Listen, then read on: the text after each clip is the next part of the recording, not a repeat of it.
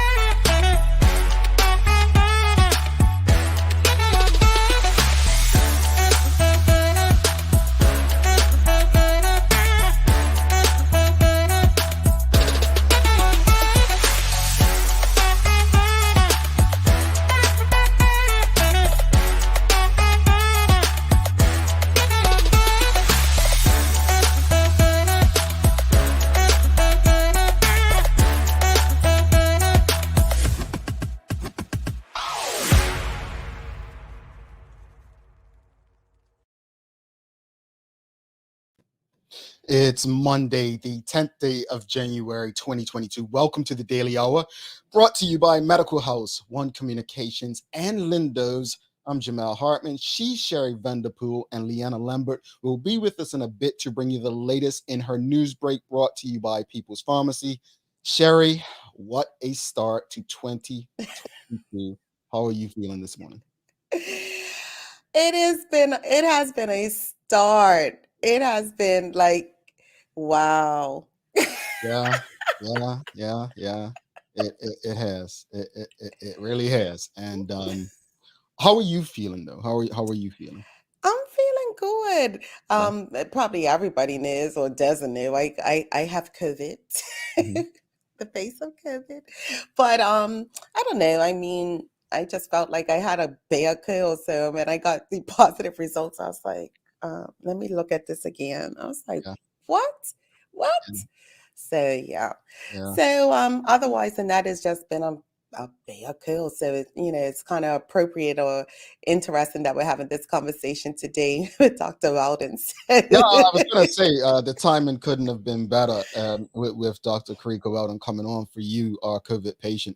I just want to honestly thank the people, and even people like Sherry, folks. Every Tuesday, Jamal, I'm just checking you. Okay, you all right?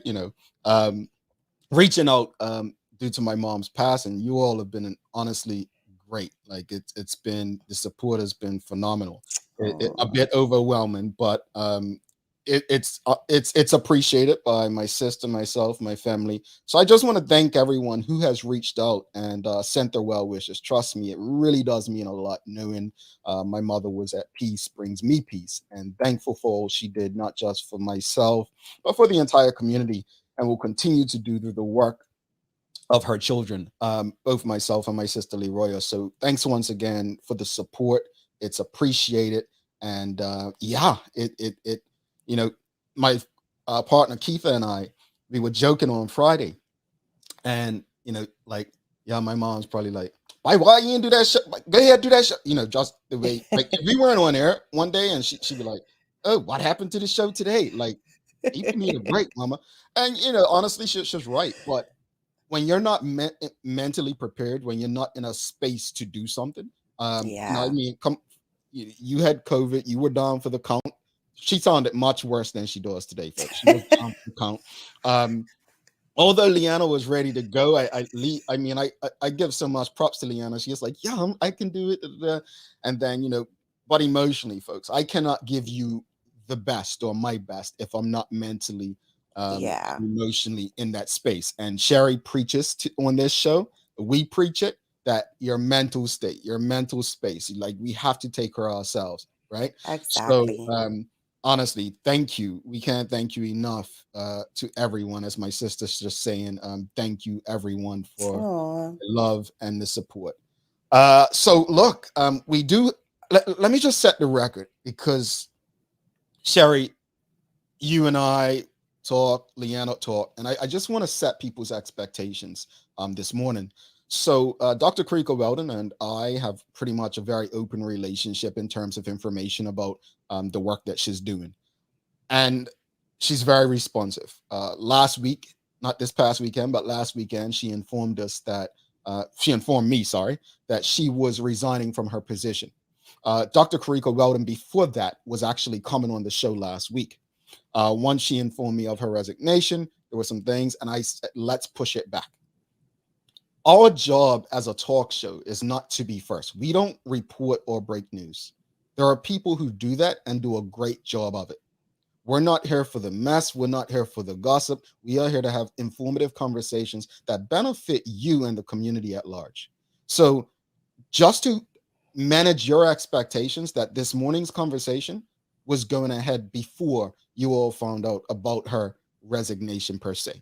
And Yeah. I feel like she has a lot of information and value to add to a conversation that desperately needs it.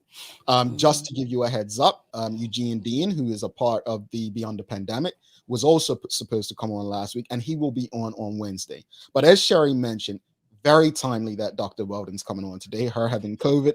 I'm sure Leanna's going to mention another new variant this morning. So it's an interesting time.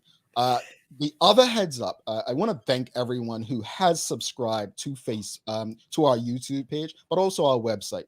Everyone and anyone who is tuned in on Facebook, you're going to have to do something because this show will not be airing live on Facebook, and you can see the link, the YouTube link in the comments. You're going to need to click that in order to engage and watch Dr. Carika Weldon, as was stated to subscribers through email and subscribers via social media. So every last one of you on Facebook, you need to go on YouTube if you want to be a part of the conversation. Sherry, anything to add before we bring Leanna in?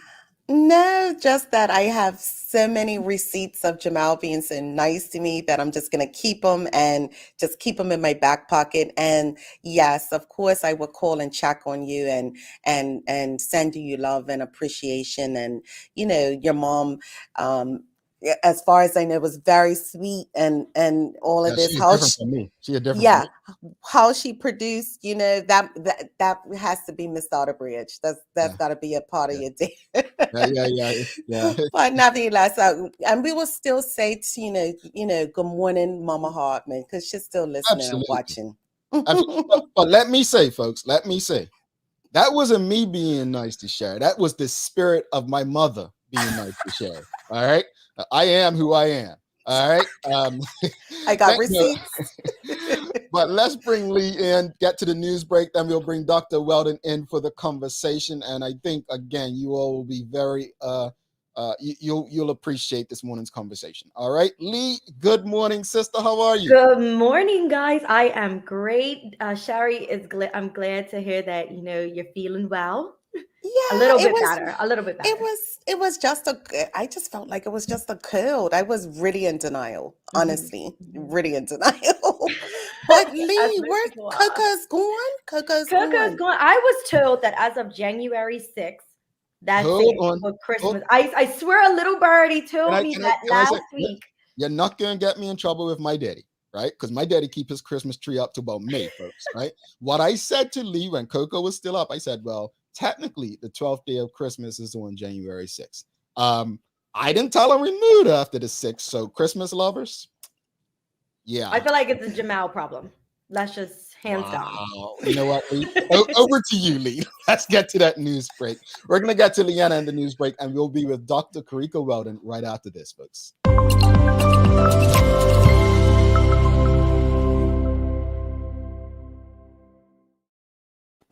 Thanks, Jamal and Sherry, and happy Monday to everyone that is tuned in with us today. I hope you all are having a great start to your day. I'm Leanna Lambert, and it's time for the Daily Hour News Break, brought to you by People's Pharmacy. Here's what's going on today's top stories. There's a new variant in town, and it goes by the name of Delta Cron. The new COVID-19 variant, which made headlines around the world this weekend, is a genetic combination of the Delta virus and the Omicron variant and has been discovered in Cyprus. Now, scientists say it's still too early to tell whether there are more cases of the strain or what impacts it could have. So far, the research team have found 25 cases of the virus, which health officials are currently monitoring. In other news, enough is enough. That was the message coming from leader of the Bermuda Union of Teachers, Nishanti Bailey, at last Friday's press conference as she addressed government's mishandling of the island's public school reopening schedule. Now, an obviously frustrated Ms. Bailey said teachers had been quote unquote bullied by the education ministry as the government forged ahead with policies seemingly designed to fabricate a sense of anxiety and fear in their more than 800 union members. Ms. Bailey added that the efforts had been taken to work with the ministry and department since the onset of the pandemic in the midst of pay cuts, intrusive testing regimes, sudden schedule shifts, untold pressure to perform at unreasonable levels, and simply outrageous media releases by the Ministry of Education that have not represented the realities of what has truly taken place. Now, the BUT boss has requested that the Education Emergency Measures Committee, or the EEMC, be reconvened immediately to rethink the current rollout return, which she described was massively botched, and asked them to align with expert advice from those who have been put in place to do just that. Meanwhile, the Ministry of Education confirmed last night that all preschools are open for all students. Most primary schools will reopen today, while Cedar Bridge and Berkeley will continue with remote learning as some students still needed to test to return to school. An alternative plan, they say, is apparently being developed due to the backlog of tests. And government this weekend sought to dispel myths that acting ministers were receiving additional compensation while ministers were on vacation, traveling for business, or on medical leave. Now, the question had been raised by a local media source as there was much conversation relating to the amount of acting ministers lately. Well, according to the government or government spokesperson, these appointments are made by the governor on the advice of the premier. However, the appointments did not mean that they receive additional compensation, while the minister in that portfolio, like any employee or public officer, they said, are entitled to leave and do not lose their benefits. Taking a look at today's weather, we have a high near 70 and a low near 64 degrees. We'll see some sunny periods with a couple of showers around. A brief rebound of temperatures will be felt today as wind gradually strengthens from the southwest. Now, Tuesday will start wet and windy as a cold front crosses through our area, causing temperatures to plummet midweek. So keep those umbrellas close by. That's all for the Daily Hour News Break, brought to you by People's Pharmacy. But before we go, here's a little reminder that People's current store hours have now returned to near normal. As of January 4th, both locations, Victoria Street and at the hospital's acute care wing, People's Pharmacy is now open Monday to Friday, 8 a.m. to 8 p.m., Saturdays, 8 a.m. to 7 p.m., and Sundays, again, open from 8 a.m. to 6 p.m. Now let's head back to Jamal and Sherry in the studio for today's Daily Focus. Thank you so much for that, Lee. I just want to let people know that I did forget to mention, but don't forget the giveaway. Here's how it works. We are doing a giveaway. There were 2 shows last week, so we gave 2 letters. Not going to tell you those letters. You have to watch the entire episode, but you have to tune in every day to hear what letter is being given at a different time each day. Use each letter to determine the words that make up the phrase. Once you believe you've guessed correctly, go to our website, www.thedailyhour.com, and fill out the contact us form with your name, email, and answer where it says message. Please note you must be a subscriber on our website to be eligible to win the $500 prize. I also forgot to mention there is a daily play today. Who said? Now, I just want to go back to the daily play. Liana's played it once, folks, and Liana got it before I finished answering the question. And so I'm not sure it's quite a good idea to have Liana participate in the show. I think she should. Sherry does. Sherry's very competitive. So when there's someone else, she does very well. Honestly, like folks, she's competitive. So anyway, Lee.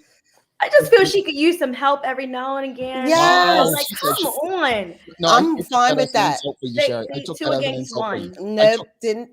I took it it as 2 an against insult. 1. Nope, didn't take it as an insult at all. You know what? Her turn was perfect. You know what, Lee? Because you're sick, I'm gonna feel bad for her, and we'll have to get you on that daily play one of these days. All right. Looking forward to it. All right, Lee. Enjoy the rest of your day. Thank you so much for what you do. See you later. You guys as well. See you later. Alrighty. Bye. All right, folks. We're gonna take a quick break. Don't go anywhere. We will be back with Dr. Carika Weldon. Like I said, everyone on Facebook needs to go over to YouTube. We can share the link one more time on Facebook. This is the link. You will not be able to engage in the conversation if you aren't on Facebook. We'll be right back with the good doc. Don't go anywhere.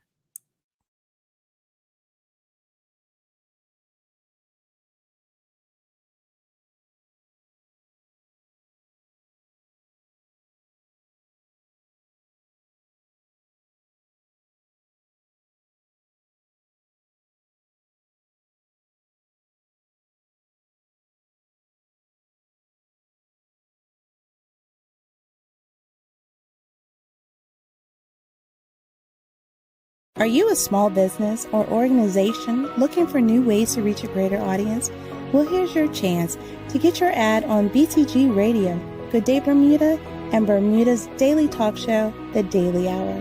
Send an email to contact@bermudacommunications.com. Hi, I'm Karen, a nurse at the old folks home. These long hours used to kill my feet until my hairdresser told me about a great place to buy a pair of clogs. Medical House. Finally, relief. They also carry uniforms in bright, bold colors. And not to mention the support stockings. Karen, Miss Soltis read her bed again. Oh gosh, these days I need all the support I can get. Medical House has relocated next to the Dandytown Field, number 6 Bakery Lane, Pembroke. John Barrett & Son, Bermuda's foremost distributor of fine beverages, is bringing on the joyful festivities this winter with Barrett Stone Ginger Beer. We've extolled the virtues of this traditional Bermudian drink before. It's refreshing and spicy and wonderful in the kitchen. Google cooking with ginger beer and you'll be amazed by the diversity and wow factor of the recipes. As our good friend Bruce Barrett says, bubbly, tasty, full of spice, refreshing and exciting. When it hits your taste buds, mate, full flavor is igniting. Lindo's, why go anyplace else? All righty, welcome back to the big show. Sherry Vanderpool, myself, Jamel Hartman. It's the Daily Hour brought to you by Medical House, One Communications, Lindo's, and People's Pharmacy. Without further ado, let's bring in our guest for the day.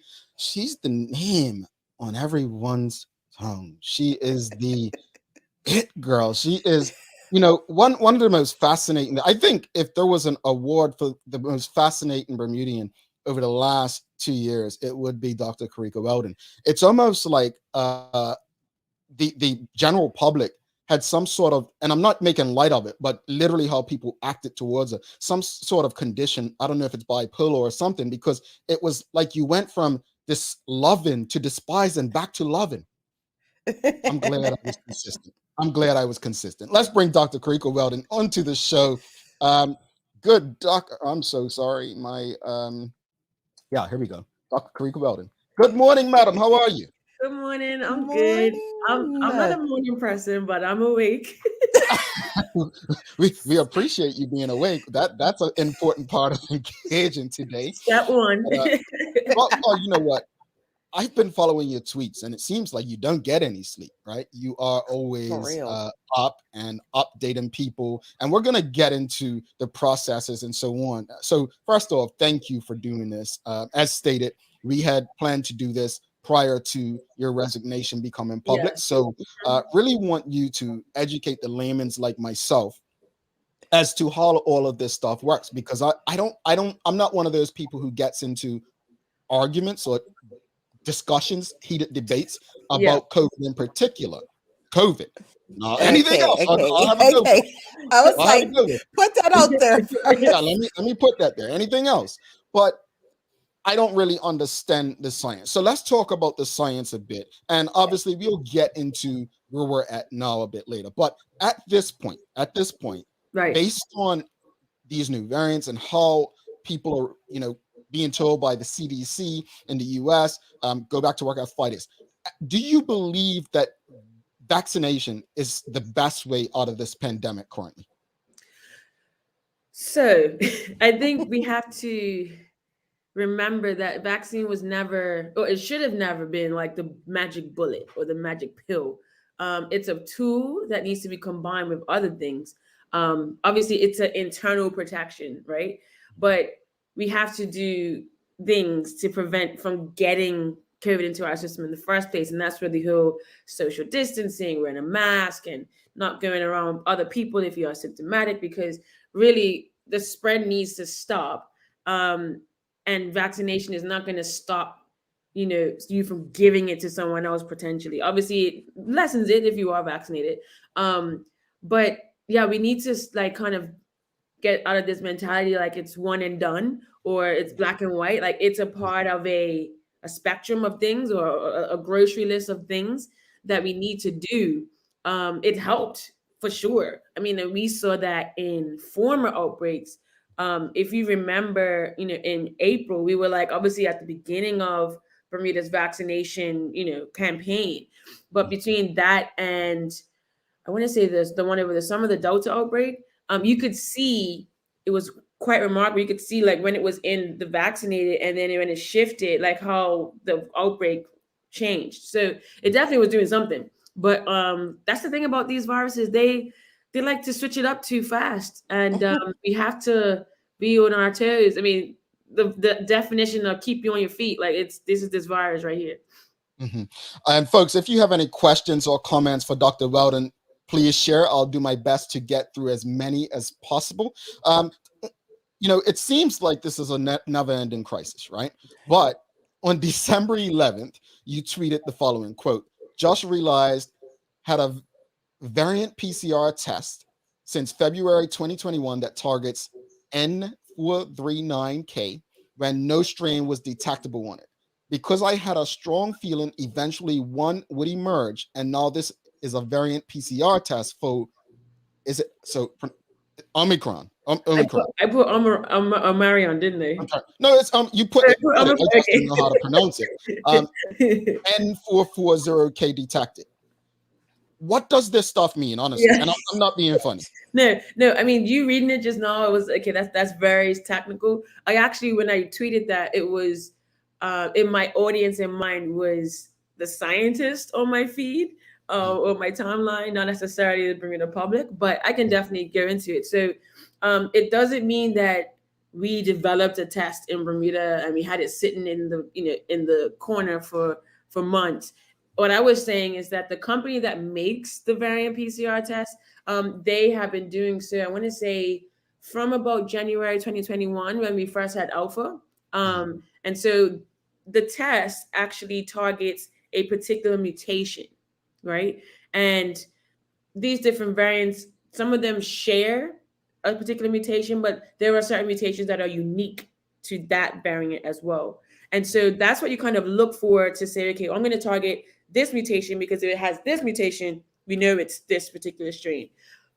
At the time when we first got the variant test, it was around February 2021 for Alpha that had just come out, I think, in the UK in late 2020. There was this mutation, the N439K, and that means it's normally the nucleotide or the amino acid is normally N. That I'm not going to go into what that is, but in that position of 439, it changes to a K. So that's showing you the change in the virus. It wasn't a signature mutation for any strain at the time, but it was in a position, and this is down to the scientists who made the test. It was in a position that if it did change, could potentially cause trouble. And so their foresight in creating the test, and then I saw it and said, you know what, let's just buy it, just to have it in our arsenal. Because obviously, if something was to arise, it's better to have it, right, than to like be ordering it and then you go into competing with other companies and get into that problem. So ordered it. We've had it in the lab all this time. We've never had to use it because on every single variant that's come up since, so like beta, gamma, delta, it looks the exact same as the normal strains that we had from 2020, right? So it was like, okay, well, it's not going to help us tell the difference. But now with Omicron, the mutation in the nucleotide right next to it, so 440, is actually changed, and we can tell that it's Omicron because it's in that position. So it hit me that night. Although it was exciting, so I tweeted it. Um, and and that's the excitement of science. It's like, oh my god, like that hunch was real. You, Like, see, what you call excitement of science, I call confusion of Listen, science because I'm literally like, I think I need to read a book. and I'm like this. Okay, I think I caught it. yeah. You Okay, know? but I'm still left at 4439, and then it's possibly a K, and then it possibly been back to 40. Like, but that kind of leads into some of my question. Is like, can you break down in layman terms the different variants and why are some stronger than others? As I indicated earlier, I have COVID, but I feel like I just have a normal cold. I've had a Right, flu that felt worse than this, right, right. but I came back positive. How is that? So with the okay, I'll try to use an analogy. Imagine having a building, right? And let's say it's a building that has 10 pillars, right? And you say those pillars are keeping the structure of the building, and then you have okay, I'm definitely not I don't know anything about buildings, but I'm gonna keep going with this. You have I guess like the beams inside that add to the structure as well. Is that right? Hmm. Right. Yeah, Right. yeah. So okay, let's say we have that. If you can imagine as the virus is changing, and I just want to clarify as well, we'll go into mutations are commonplace in every organism, right? So even you and I right now, as we're sitting here, and we have like, you have like your skin cells that shed. Whenever you're making new cells, those cells that are dying off, that means that new ones were made. Every time a new cell is made, your genetic material has to be copied, right? Like a photocopier. And every Hmm. time you make a new copy, that process of photocopying or making a copy is not 100% accurate, right? So it could be 99.99% accurate, but that 0.01% is going to change some of the information, right? Every single time. So think about it like every time you photocopy something, you're gonna get, you're gonna see the main stuff you need to see, but there's gonna be some slight changes. Sometimes you might, the paper might go that way a bit, and so now they all like are diagonal a bit. And then you might get a line on it. Sometimes the printer might have a issue. So as you keep photocopying something, the authentic document is not going to be as is the end result is not going to be as good as the authentic document, right? So you have that Gotcha. in mind. But the building now, every time you keep mutating, it's almost like you're knocking up the post a bit, or the pillar, and you're like kind of hacking away at it. And I mean, if you hit it once, it's not going to be a problem. But if you imagine all at once hitting it in 40 different positions, potentially that could cause some damage, right? And you could have your building collapse, which is not great at all. And so if you think about it that way, the amount of mutations, so initially you had alpha, beta, gamma, they had mutations in places that were very important. They had changes that were very important that made it easier to transmit. Or you had, I think, beta was good at getting around the vaccine. So it depends where the changes are. Um, that's paramount because changes happen all the time. And I'm going to jump over to what I used to study, which is cancer. My PhD was in cancer research, and I used to teach. I was a lecturer in the university in England. And when I used to teach cancer genetics, I used to say, we've all had cancer cells in our body. We have. But our body is able to get rid of them because of, our immune system. But that part about your body changing the genetic material in a way that allows it to divide more, which is ultimately based on mutations, that happens all the time because just the process of photocopying has its error. So with Omicron, what makes it, I guess, different is that it has so many of those changes in key areas that it's made it like so transmissible. And so here we are with what we see.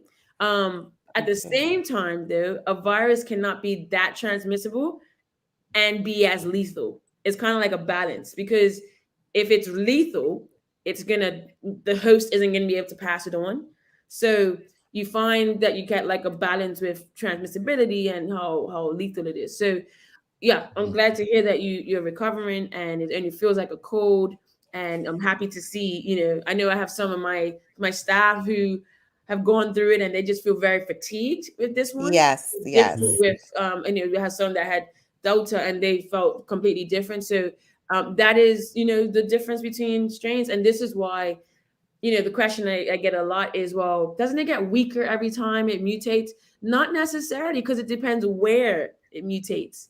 And so the next one might be more like Delta, which puts more people in hospital, or it might be like Omicron, which spreads faster, but not so much in hospital. So if you don't know which way it's going to go, it's like, tossing the dice and not just waiting to see where it lands. I'm just glad that I had a good 2 years of I did well for 2 years. It's hard in these streets. I feel like I saw a tweet that said, you feel like you're in a 2-year dodgeball. Yes, I saw that. And the line at the front is thin, and you're like, you just know you're gonna. That's how I feel at the minute. Now, the testing regime, what is the most conducive way and reasons to test so it doesn't overwhelm the system? So, I mean, the overwhelming the system is kind of subjective, because I always get asked, well, how many samples? Like, what's the number? But that is dependent on how many people are positive, and that is because we do pooling, right? So I think I posted something the other day, yesterday, about how pooling works. We test 8 people at a time when it comes to nasal samples, and 6 at a time for saliva.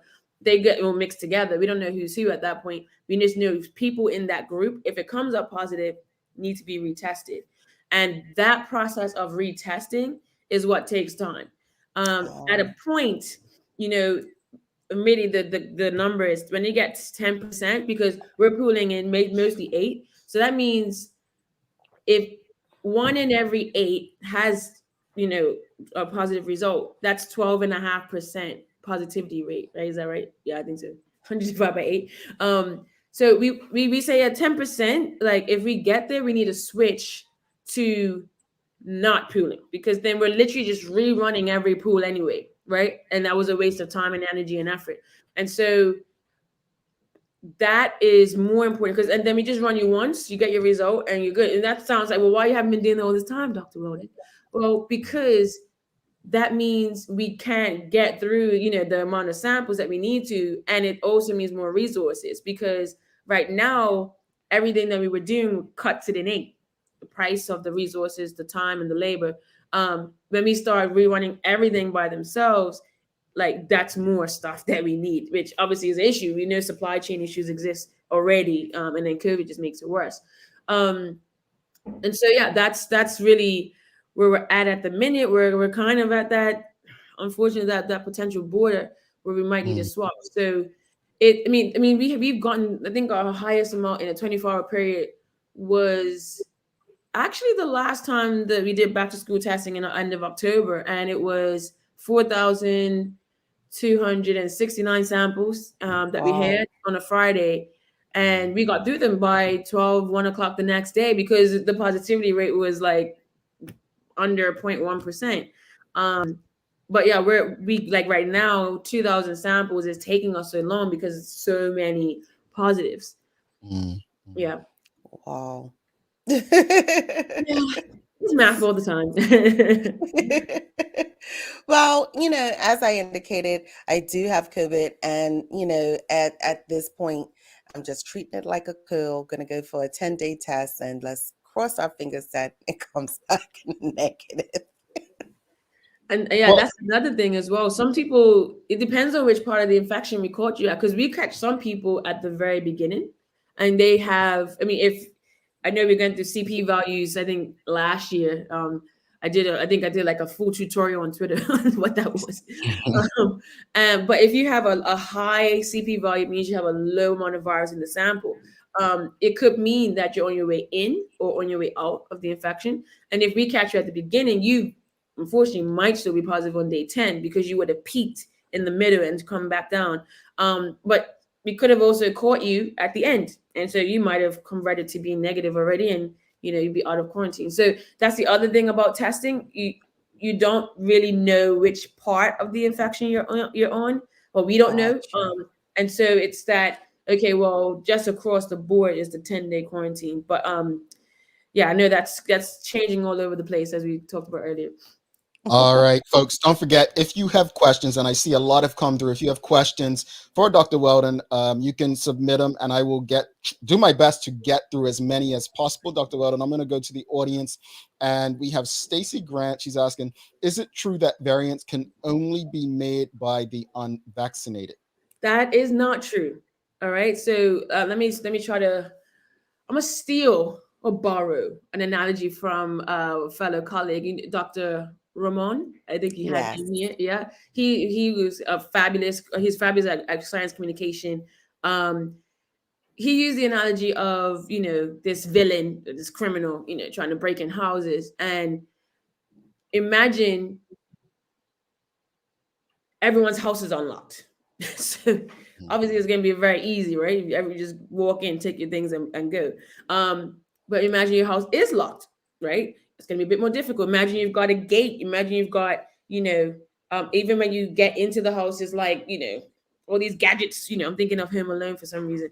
That's making sure that you don't get in. Like, that's the difference between a vaccinated and unvaccinated person, is more about the access. Once the virus gets in, how quickly can it multiply, right? It's all a numbers game. So as I said before, as the virus is making copies of itself, every time it does that, there's that chance that there's a change that's going to happen, right? Now, in someone who doesn't have any internal protection, and yes, you have natural immunity, but it's been, shown that it's not as good as vaccination immunity. The amount of times the virus can copy in that person is going to be a lot more. So that means the amount of times a mistake is going to be picked up is a lot more, right? Likewise, the amount of times the virus goes into a new host, right? Every time it goes into someone new, you also have that higher chance that it's going to have a mutation that's going to be picked up in the wrong place and make it stronger, or create a new variant. It's really a numbers game. If we can minimize how many people get COVID in the first place, and then also minimize how much or how long it's in you and replicating, then that's going to shorten the likelihood that a new variant is going to be made. So it's all a numbers game. The only real difference between the vaccine and unvaccinated is that it's been, shown that in an unvaccinated person, the copying of the virus genetic material happens a lot more. That's it.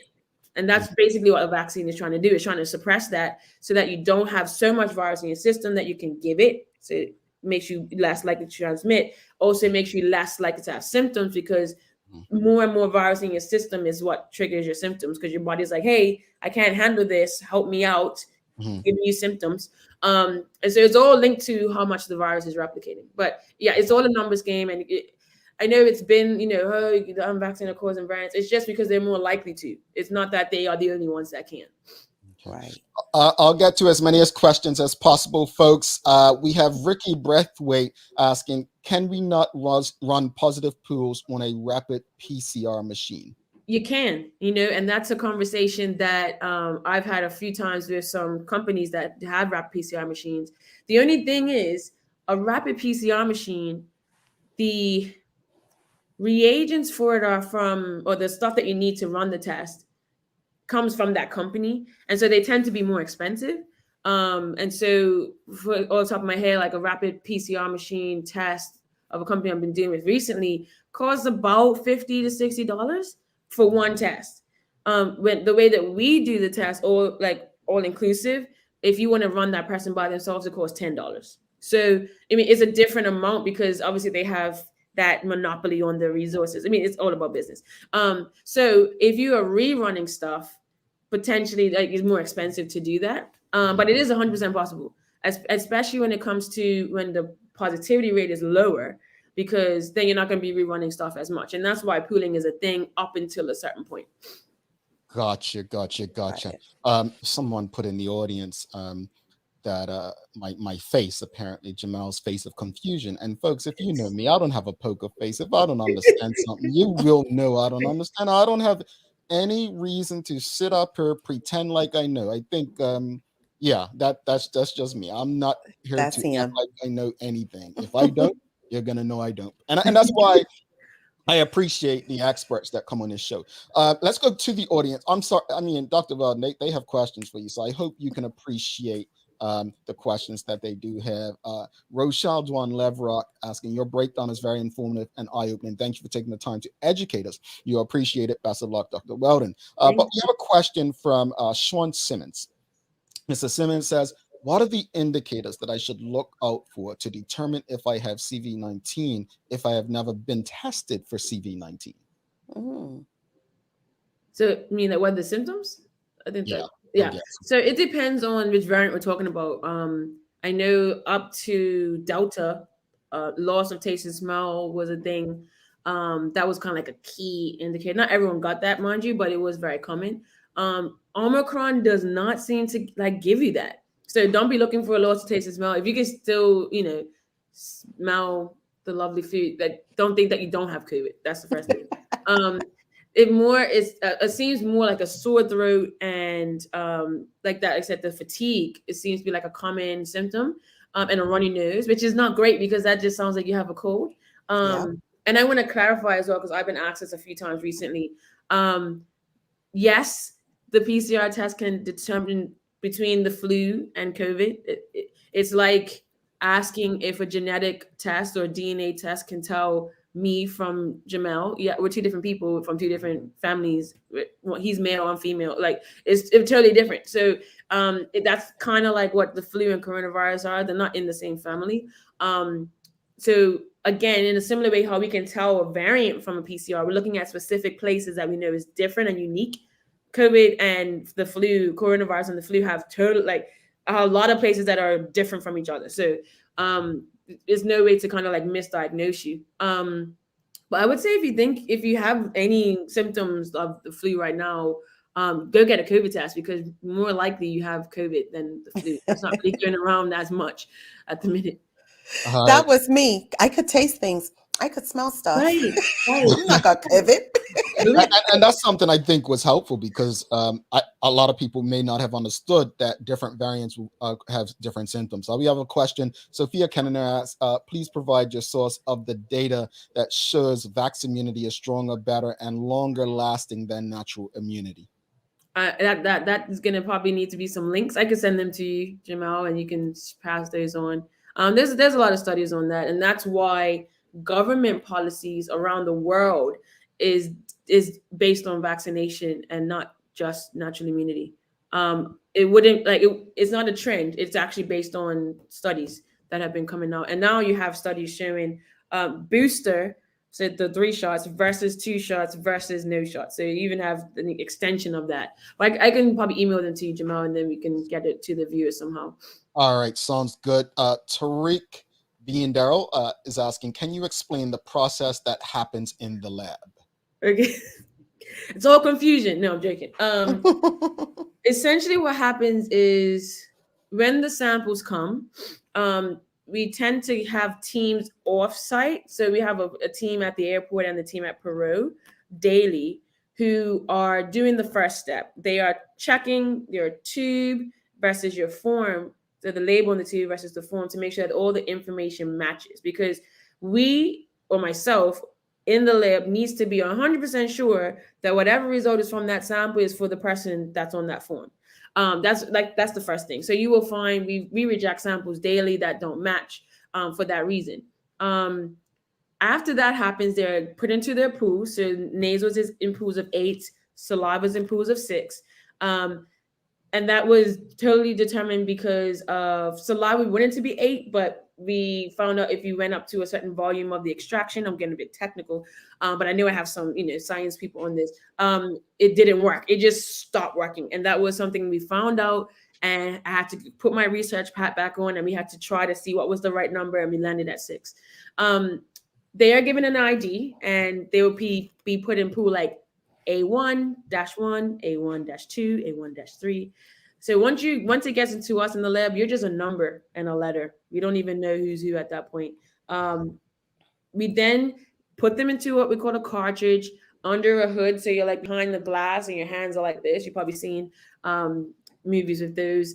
And the pictures with about COVID, you see people like, in like a contraption. We handle the sample so that the person doing the testing is safe, and they're not exposed to the live virus. So that's how we keep ourselves from getting it from the samples. We then extract. And so what we're doing is we're exposing the genetic material in the virus so that we can then do PCR, and we set that up and run on a PCR machine. That sounds very simple and straightforward, but that's essentially what's happening. And it's happening around the clock. We're open 16 hours a day, 6 days a week. And on a Sunday, usually we're open 8 hours a day. It's almost like a big marathon. If you can think of how like the lead up to Olympics is, where you are, passing that flame around that goes around the world, right? It almost feels like that because we're never done. It's always like, okay, we're done. This is where we ended. This is where you pick up. And we have, the staff are amazing. I'm so proud of them. They are like clockwork, and they're so determined. Like they want to get stuff done. They want to get it to you guys out as soon as possible. Like they pride themselves in like, we actually done it by this time, and our turnaround time was good. But yeah, that's how it happens in the lab. I think I was asked about having tours. Tours at the lab. I'm not sure we'll actually be doing that, but I think I'm happy to explain and show people exactly what's happening, because it is a science to it. We have to manage these samples every day, and the key as well is that every day it starts from the top again. So we start again at A1 on a new day, and push out your results. The other thing I wanted to touch on is that the system that we have, ResQuest, where you book your test, the result comes on the machine, but you have to have someone that enters it in. And then we actually now push the button that gives you the email as well. So you'll find throughout the night, you'll be getting emails. That's a brief synopsis. Hopefully that was. It's a process for sure. But with that said, it seems like it was a good team, overworked team. Let's just be honest. But why did you feel right now, though, was the time to say, you know what, let me move on? I mean, ultimately, my life's passion wasn't to be running a diagnostic lab in Bermuda for COVID.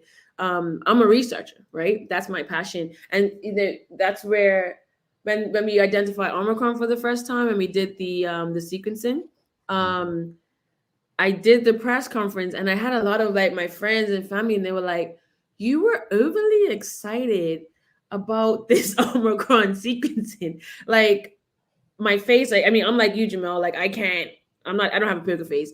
And they were just like, you could see the excitement and the elation in your face. And it was more so not because, we have a new variant, obviously that's not great, but it's just the excitement of, this newness. And I was able to do genetic sequencing again, which I hadn't done when I was in Oxford. That's what I was doing every day. I was doing nanopore sequencing of variety of things. I've done nanopore sequencing of viruses, but also of humans, and trying to, determine rare genetic diseases that were in humans.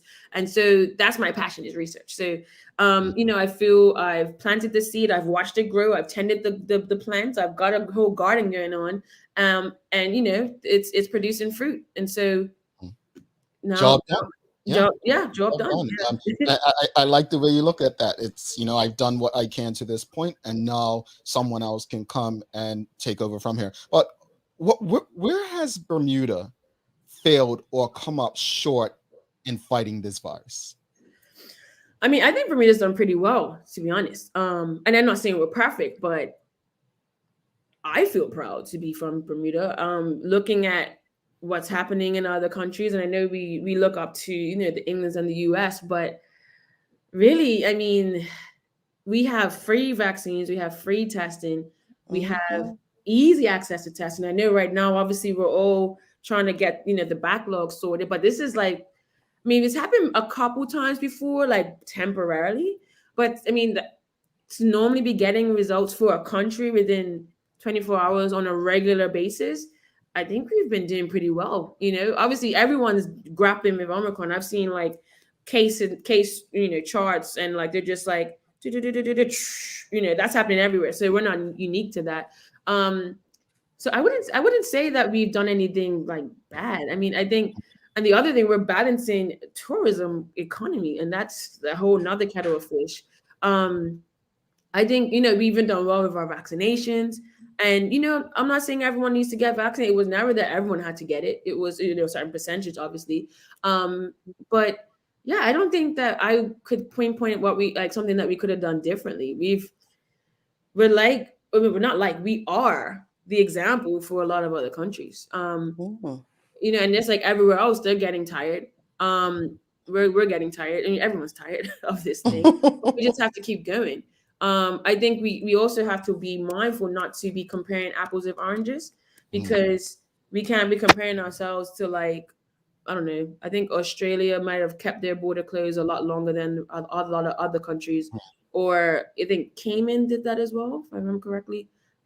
They kept their borders closed, but they could afford to do that, So I'm not gonna, knock someone for going, for not opening up their country when they needed to. So I think we have to, yeah, maybe not focus on the negative, but actually say we've done a pretty decent job. Well, Yeah. my mother would always say to me, I was a student, and many of my former teachers, watch this show, and they probably will attest to this, that I was that child in a class that I never cared about getting the highest grade. I just wanted to get by, right? And Mm. so for my mother, it was always, for me, there's always something I could have done better, Mm. always something I could have done differently to get a better result. Yeah. What do you believe you could have done better in your role over the last year or so? Whew. Okay. You got me in the hot seat now. I think where I probably could have, well, even now, is to improve accepting alternative views. I guess as a scientist, I'm kind of used to, like, look, this is the data. It's pretty clear. This is what it is. And that's kind of what you do as a scientist. You try to, like, get enough data to make a point and say, okay, this is what we're all on the same page, right? But in this context of a pandemic, and there's everyone has their opinion, and accepting that, I think I've not been the best at that all the time. Accepting that people may see the data and not still believe it, and that's totally fine. That has been a challenge for me. Um, yeah, I think that's the first thing that comes to mind, is just accepting an alternative view, and not trying to force force someone to, like, believe what I believe, but make sure that you let everyone be convicted in their own time. Yeah, Um, give them the Yeah. information to yeah, make their own yeah. decision. And I think, like, for me, like, obviously I have been very active in the vaccine campaign, and that's because this is science, and I'm an RNA scientist.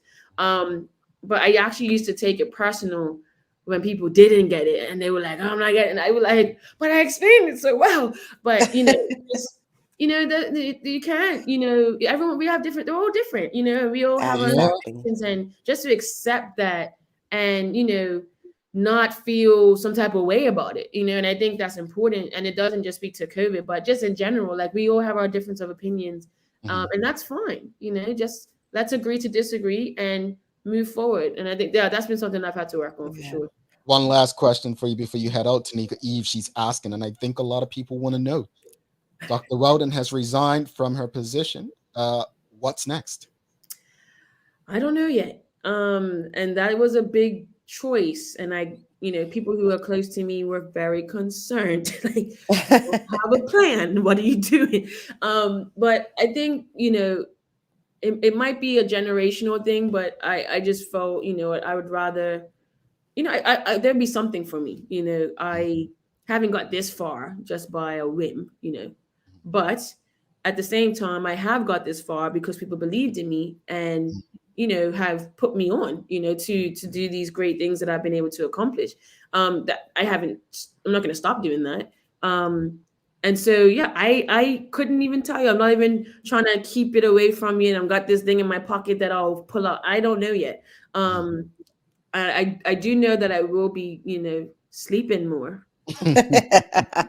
Well, Absolutely. that is earned, Dr. Weldon. That is earned, Dr. Weldon. Thank you so much for. I know it's early, for getting up early, having this Yeah. conversation with us, and I do hope the information, honestly, folks, was helpful. I say it all the time. If there's nothing else you take from this show, we hope it's something that you learned, something you didn't get elsewhere, or something you might not have gotten elsewhere. So thank you for your service. Thank you for joining us, Yes. and look forward to having you back, because as stated when we were planning to have this conversation, I said, Dr. Weldon, you didn't come on the show all last year. Like I didn't Yeah. realize. Yeah, Yeah, it always feels like 2021 just didn't happen. It's just like where yeah, 2020, 2020, like, Where did it go? where yeah, did it go? yeah. Yeah. I'm So so happy thanks. to be here. Thank you for having me. No problem, and we'll be in touch going forward. Look forward to seeing where you go to next. Yes, thank you. All No right. problem. Bye. Bye. All right, folks. Dr. Carika Weldon, thanks again. If you appreciated that conversation, don't forget to give us a thumbs up, a love, a like. Folks, don't also make sure you subscribe to our website. I'm going to give you the two letters today because we missed last week, Friday, and we're going to give you a letter for today. So again, you're going to get a different letter every day for your chance to win, or to be eligible to win $500 from us, cash prize. So the letters today are going to be R as in Rick, M as in Mary. All right. So Oh, R as in Rick, M as in Mary. Those are your letters for today. I hope my mama's writing down these letters. All right. Write those letters down, folks, for your chance to win. Don't go anywhere. We're going to come right back to wrap up today's episode for you with a daily play. And final thoughts. Stick with us. A lot happens around your home. That is why at One Communications, we have introduced affordable security and video monitoring, because everyone should be able to afford to protect their family. Anytime, from anywhere, One Home Security keeps you connected and puts security in your hands with an easy-to-use smartphone app to control everything. Home security is important to keep you and your family safe. Motion-activated cameras around your home and security monitoring within create a complete security system providing protection both inside and outside your home. Professional monitoring means that there's someone on call with 24/7 protection to notify the authorities and help keep you and your loved ones safe. We are dedicated to whole home protection with indoor and outdoor cameras, smart door locks, motion sensors, and more, so you'll always be connected to what matters most. With professional installation, no upfront hardware fees, and low monthly rates, because keeping your family safe should be affordable for everyone. Total home video monitoring and security, there's no better way to protect your home than with One Home Security.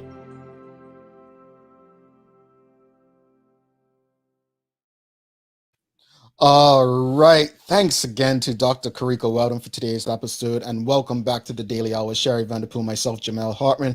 Thanks again to People's Pharmacy Medical House Lindo's One Communications for ensuring that we're able to do this with you on a daily basis. The thanks are coming in. Candy MW says, thank you for your service, Dr. Weldon. We truly appreciate you. All the best in the future. Samaya Lamb says, all the best, Dr. Weldon. Appreciation, admiration, and gratitude for all that you and your team have contributed to the management and testing of the pandemic. Sophia Cananer Jamal, thank you for passing on the natural immunity versus vax data when you receive it. You're welcome in advance. Beverly Can says, thank you, Dr. Weldon, for your service. All the best future endeavors. So I just want to also say the Eugene Dean from Beyond the Pandemic will be on this Wednesday as well. So we on this show love to discuss perspectives, learn from different perspectives. And I appreciate that these individuals appreciate and trust our platform to have certain conversations. So thank you to everyone. If you haven't already, make sure you subscribe to our website, thedailyhour.com. Make sure you subscribe to our YouTube channel. We love to give people, reward people for watching this show and listening to us. And for those on bcgradio.com, we appreciate you as well. Can't forget about you. exactly. It's time for the Daily Play, brought to you by Heineken 0.0. Great taste, no alcohol. Sherry, are you ready? Blaming it on Omicron already. Okay, all right. Yeah. So who said it, folks? Help Sherry guess this answer. Help Sherry guess this answer. We may just give you a mug if you guess the answer before her. Quote, you've made millions for other people's businesses. It's time for you to do it for you and your family. Mama Hartman. It was my mother that said it. She said, Jamal, you've made millions for other people's businesses. It's time to do it for you and your family. Oh, I got that. That was the one I should be getting. You know what, folks? I didn't even give her any props for that. Let's give a round of Yes. applause. Yeah, she's heard that somewhere. But yes, that was some good advice that my mom gave me. It's like, yo, if you can do it for others, you can do it for yourself. And I hope that that's a lesson for everyone out there. We literally spend our lives going to make other people rich. There's a way to do it for ourselves, not necessarily make ourselves rich, but find ways to take care of ourselves. And if it's one lesson I took from her is we all have it within us to be able to take care of ourselves. All right, Sherry, final thoughts on today's episode. Awesome. Absolutely awesome. Again, nice to be back this week, as well as having Dr. Weldon on here to just explain, a variety of things. I love her enthusiasm and her passion just talking about science. I was just like, look at her. She's just so excited to talk about this and being able to shed some light and trying to do it in the most, layman way as possible. But I appreciate her coming on and being, so professional, even in how she, explained and answered her questions. Indeed. I honestly appreciate these conversations. I just want to once again thank everyone who has sent their well wishes and sympathies and condolences to my sister, myself, and our family at large. We appreciate it. Trust me, it's a lot. Grief is a process, and we're still at the beginning, but your words really do help. So thank you for that. Dr. Weldon, I appreciate it. I mean, I don't understand a lot of the stuff that she talks about, so I have to really concentrate. That's why you will see it on my face, and I appreciate it. Sometimes when Eugene Dean's speaking the same way, Dr. Oscott, but I appreciate them being open to come on this platform and have these conversations so that people can develop their perspectives. One of the things I appreciate about what Dr. Weldon said today is, she's had to learn. Her job is to share the information and let people decide based on the information they receive. So, look, let's find ways to educate ourselves through this rather than getting frustrated at others who disagree with us. All right, Sherry, I know you've got some daily inspiration to send us on our way. I have daily inspiration, and I have what is special about today. What's today. So first, our daily inspiration code is character is power, and that's by Booker T. Washington, and that's so true. And today is also National Clean Your Desk Day. So as we're preparing for this new year and all of those kind of things, January 10th is to clean your desk. A messy desk is an invitation to chaos, and a clean desk, on the other hand, helps you to focus and helps you to be more productive. So, Jamal, I don't know what your desk situation looks like, but clean it. I feel like you're picking on me because it's busy. It's busy. So it doesn't also just mean physical clutter, but also make sure you clean the desktop, spray off your keyboards and all of that. That just helps with the overall atmosphere and the energy. Stop picking on me, lady. All right, clean your desk off, folks. Thanks again to our partners, Medical Wells, One Communications, Lindo's, and People's Pharmacy for ensuring that we're able to do this with you on a daily basis. As always, we appreciate you, we love you, and we thank you for making us part of your daily routine. If all goes well, we'll be back to do this again with you tomorrow. She's Sherry Vanderpool. I'm Jamal Hartman. My friends, please do make it a safe and great day. We're out. Cheers. Peace.